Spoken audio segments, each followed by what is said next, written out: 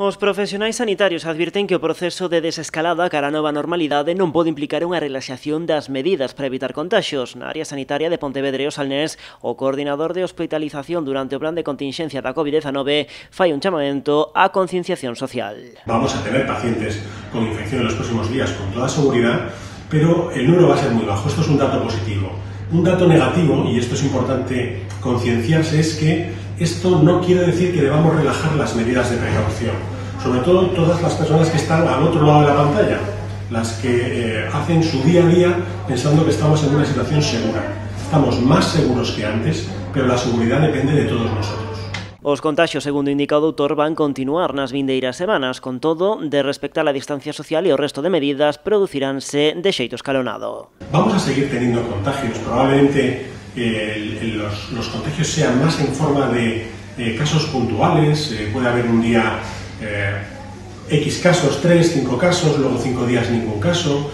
Pero lo importante es que la transmisión de la enfermedad, todos los datos de los que disponemos localmente, sugieren que esta transmisión es muy baja. Esto tiene un aspecto positivo, y es que vamos a tener muy pocos pacientes ingresados. Este hospital ya ha tenido varios días consecutivos sin pacientes con infección activa por el virus ingresado.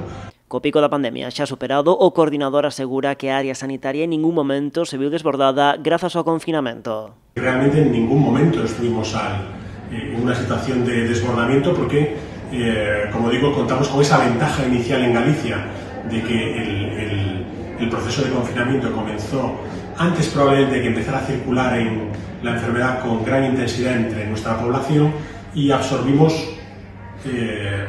razonablemente bien este incremento de casos.